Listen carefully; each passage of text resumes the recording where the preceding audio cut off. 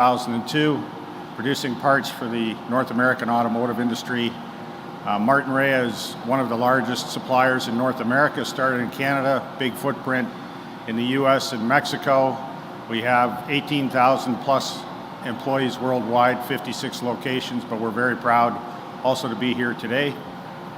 We're going to have some announcements from Peter Bethlenfalvy and Caroline Mulroney, but I'm going to turn it over to my good friend and colleague Flavio Volpe, who's the CEO of the Auto Parts Manufacturers Association and represents us extremely well. Thank you. Flavio?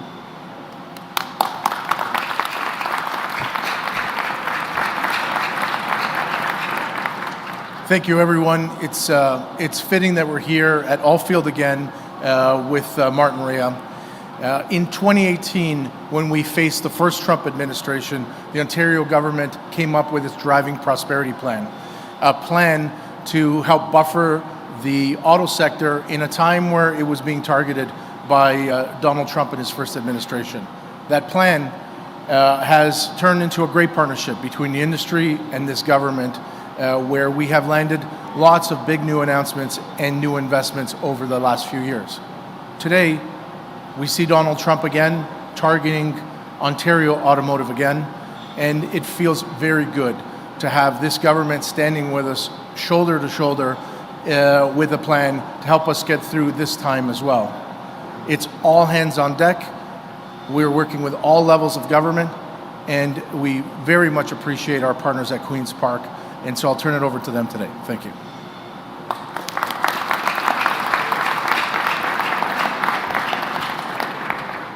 Thank you, Flavio, and thank you, Bob, and also all the people at Martinrea for welcoming us so warmly today.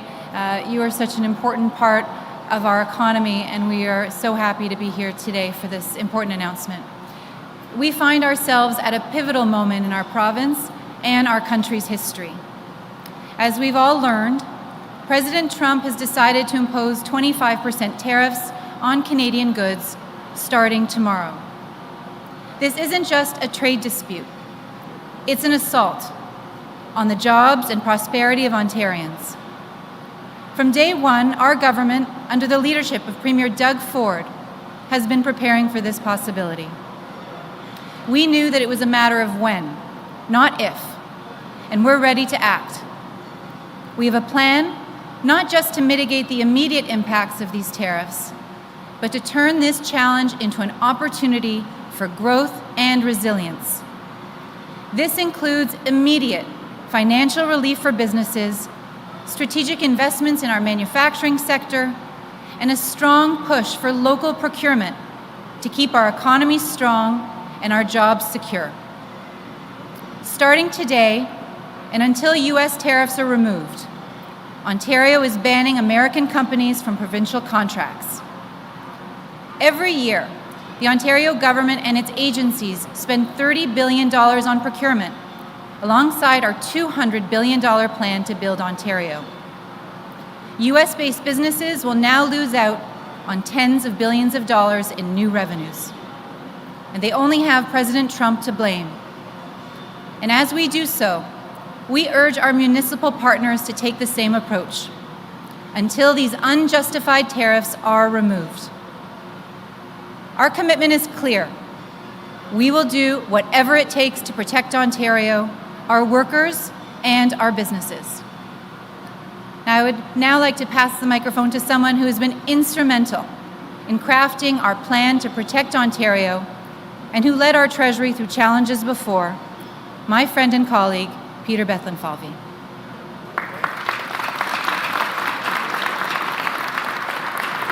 Well, thank you, Caroline. It's great to be here. Thank you, Rob. Thank you, Flavio. And thank you to all the great workers here.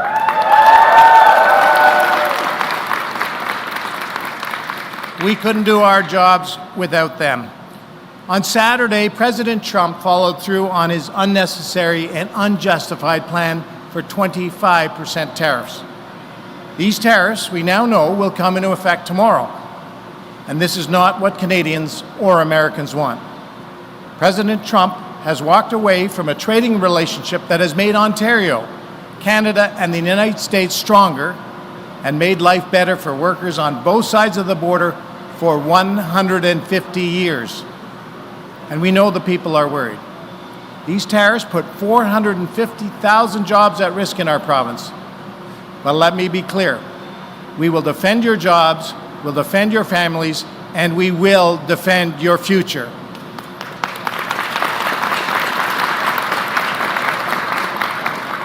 We know businesses are already putting their investments on hold. While the impacts on our wider economy are uncertain, we know Ontario families and businesses want a plan. That's why last week we announced $22 billion in infrastructure investments to keep people working and keep our economy moving, and another $1 billion to increase our Skills Development Fund, which provides critical support and training for Ontario workers impacted by the tariffs. And that is why I'm here today on behalf of Doug Ford and the Ontario PCs to announce the next part of our plan to protect Ontario. The measures I'm announcing today will provide urgent financial relief to help Ontario businesses weather the storm and keep workers employed.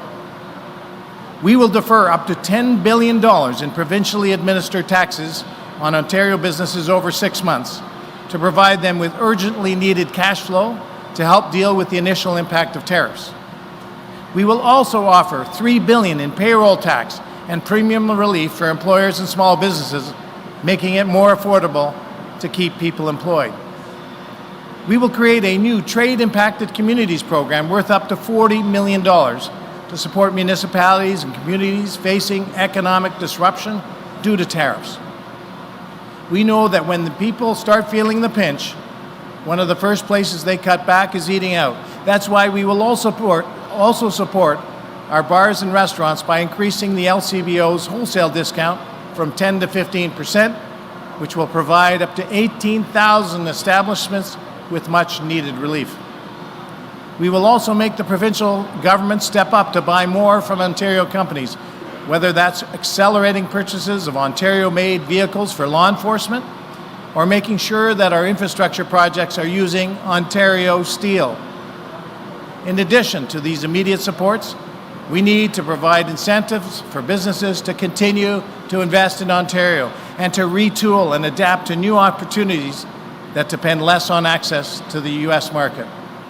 And that's why we will expand the Invest Ontario Fund by $600 million to create new jobs in sectors such as advanced manufacturing, life sciences, and technology. We will also expand the Ontario-made manufacturing investment tax credit by $300 million to support businesses that invest in buildings, machinery, and equipment right here in Ontario. A re-elected Ford government will do everything it can to protect the people of Ontario and get us through this crisis. But we also need the federal government to shoulder its share of the burden. That's why we are urging the federal government to fairly and quickly redistribute any revenues from retaliatory tariffs to support Ontario workers and businesses that are impacted by President Trump's tariffs. We have a plan to protect Ontario. We have a plan to protect our workers and our jobs. But as we have also said, we need the support of the people of Ontario. A strong, stable 4-year mandate that will outlive and outlast President Trump. Make no mistake, we face challenging times ahead, but I have confidence in all Ontarians. And I know that Ontario, I know that Canada is up to the job. Thank you very much.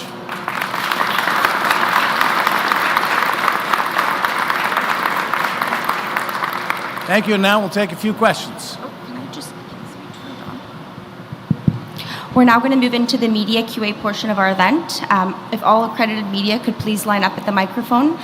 Please state your name, your outlet. The format will be one question, one follow-up. First question. Hello, Laura Stone, Globe and Mail. How are you? Doing well, Laura. How are you? I'm good. I'm wondering on the measures you're announcing today, you're calling it immediate relief. Can you actually do this right now with the government essentially suspended during a campaign, or do you have to wait for the election to be over in order to provide the initiatives you're announcing today? Both.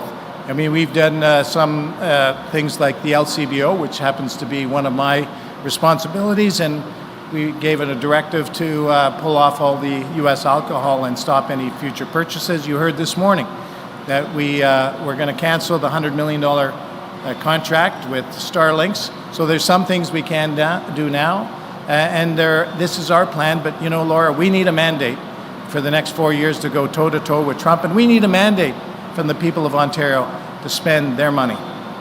Okay, thanks. So you're essentially announcing a promise today, not something that could flow out the door immediately.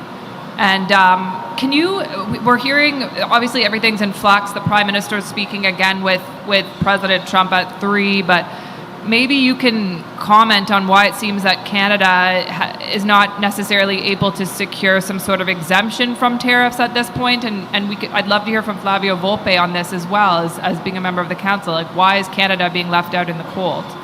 You know, I'm not going to speculate on what may or may not happen at 3 p.m. We hope that we don't have any tariffs. This is not good for Americans. This is not good for Canadians.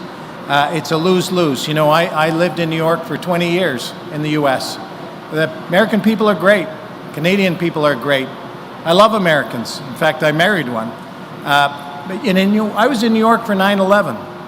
You know, I remember that Canadians rushed to the aid of Americans. Planes landed in Newfoundland. We fought side by side to root out the Taliban in Afghanistan. We spilt blood together. And in November of 2001, I was involved in bringing Canadians to New York, and the Canada Loves New York. You know, we have a great relationship. We're stronger together. So I'm going to hope that we'll get a good announcement later today. But at the same time, we have to be prepared, and this is the core part of our plan. Oh, and Flavio, yes. I almost forgot. Just really simply, I think we're dealing with a very tight schedule. He met with, Trump met with Sheinbaum, President of Mexico, earlier this morning. Their issues are a little simpler, and you saw a concession there. I think the Prime Minister has got a much deeper discussion to have, because their argument on why we have tariffs doesn't hold. And I think the Prime Minister has announced on the weekend a rather tough package. I think that's a deep conversation. We're hopeful, but we've also advised them not to take a dive just because of the pressure. You know, where Canadians are galvanized to do the right thing and to suffer a little bit of pain here to make sure that we make the right steps for the future. And we're probably just an hour or two out of hearing what will come from there. Hi, Barbara with QP Briefing. How are you? Good, thanks. How are you? I'm good. Minister, I have a question about the $200 checks that your government announced. So initially the money was supposed to come from the capital gains changes, but then the federal government changed this policy, and now some people are saying that they are paying for their own check. What do you have to say about that? Well, as I mentioned in October when we tabled that, our revenues, not just from taxes, but just inflation-driven, were up. And, you know, many people are struggling. Many families are struggling right now. They could use a little extra money, given the environment that we're in. A family of 5 would get $1,000. So it's the right thing to do at the right time, and we stand behind that. Thank you. A question for Flavio Volpe now, if that's okay. Hi. So if the tariffs go into effect tomorrow, will the auto sector require some sort of financial support package? And if so, are you concerned that the Parliament not seating will hinder that somehow? We're not asking for financial packages. We're trying to assess what may happen. I've been on record many times saying this is probably the similar situation to the COVID shutdown in March 2020 and the Ambassador Bridge blockade in February 2022. You can't make a car without all the parts. So let's see what we're dealing with before we talk about how to deal with it. I think the package here that we're discussing today is very formidable for Ontario-based manufacturers. And even if they have to wait a month for it, really a month is a really short time. Thanks. Bonjour, Camille Grirois, Radio-Canada en français, peut-être pour Mme Mulroney ou M. Bethlenfalvy. Bien sûr, absolument. À propos du contrat de Starlink que vous annulez aujourd'hui, c'est un contrat qui a été annoncé en novembre quand M. Trump avait déjà remporté l'élection. Est-ce qu'on savait déjà qu'il y avait de l'incertitude à l'époque? Pourquoi avoir conclu ce contrat au départ? Est-ce que c'était une erreur? Non, ce n'était pas une erreur, pas du tout, mais enfin, c'est très important pour notre entreprise, particulièrement ici en Ontario, d'avoir des opportunités de produire des choses ici en Ontario. Et on n'a pas commencé cette lutte avec les États-Unis, mais reste assure que nous allons combattre ces taux. Et je vais passer le microphone à Mme Mulroney. Alors, la menace des tarifs continue depuis novembre. On a annoncé aujourd'hui que l'on ne va pas procéder avec ce contrat avec Starlink parce que M. Musk est un membre très proche du président Trump. Et quand vous dites que vous voulez continuer en fait, arrêter les contrats avec les Américains tant qu'il y a des tarifs en vigueur, si les tarifs finalement tombent, est-ce que c'est quand même quelque chose que vous allez continuer d'explorer, d'avoir des partenaires autres que les États-Unis? Nous invitons des compagnies de partout à faire des bids sur nos contrats. Pour l'instant, avec cette menace de tarifs, si les tarifs douaniers arrivent, dans ce cas-ci, on va procéder comme nous avons annoncé aujourd'hui, que les compagnies américaines n'auront pas les contrats avec le gouvernement de l'Ontario et ses agences.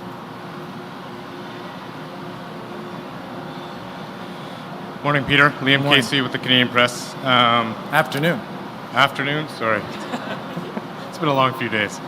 Doug Ford is saying he can reconvene cabinet in an emergency, but isn't this an emergency right now? Sorry? Isn't this an emergency right now? Yeah, and we've been very clear that we're supporting and workers and businesses, we're protecting the economy, but I want to also be very clear that we need a mandate from the people of Ontario, not only to spend the billions of dollars to support the businesses, the families, and the workers in Ontario, but we need a mandate for 4 years to go toe-to-toe with Donald Trump. This isn't going to be over in 4 days or the 24 days to the election or 14 months. It's going to be 4 years, and we want to outlive and outlast the administration of Donald Trump. And we're going to fight for every Ontarian. We're going to stand up for all Canadians. There's a lot to be proud of, and that's what we're fighting for.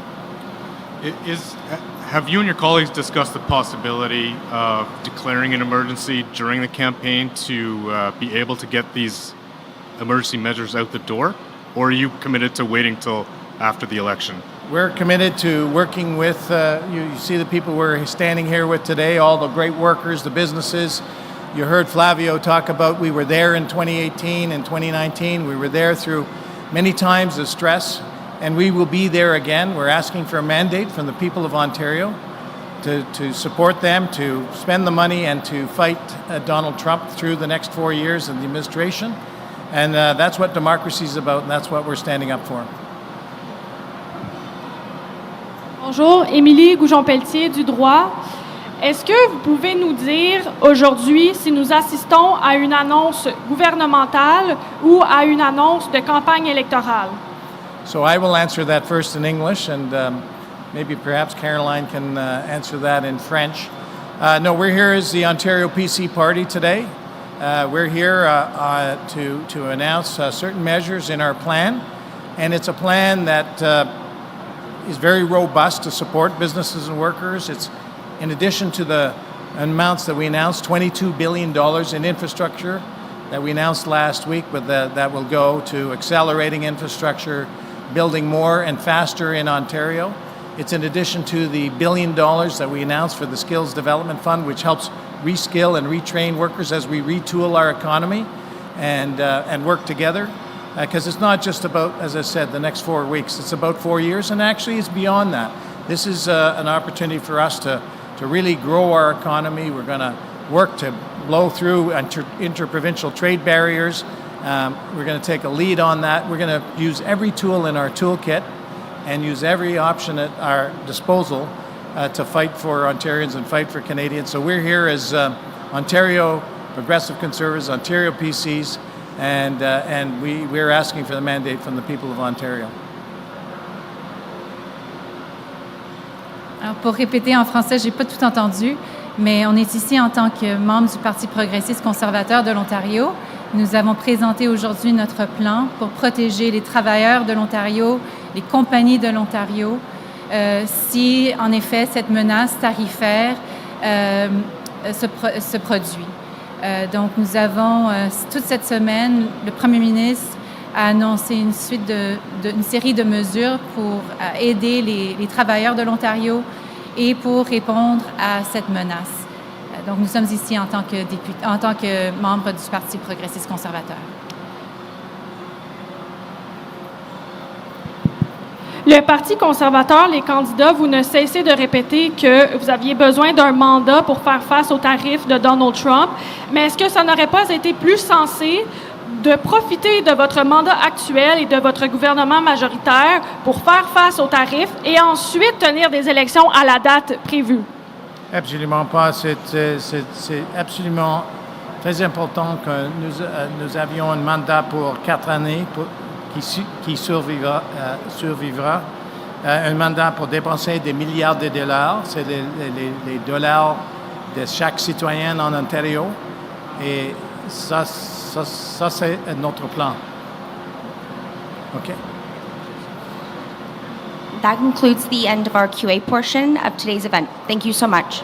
Merci beaucoup tout le monde. I just want to say again, I want to give a big shout out to all the great workers standing behind me, your champions. You've got it, and we'll have your backs. Thank you.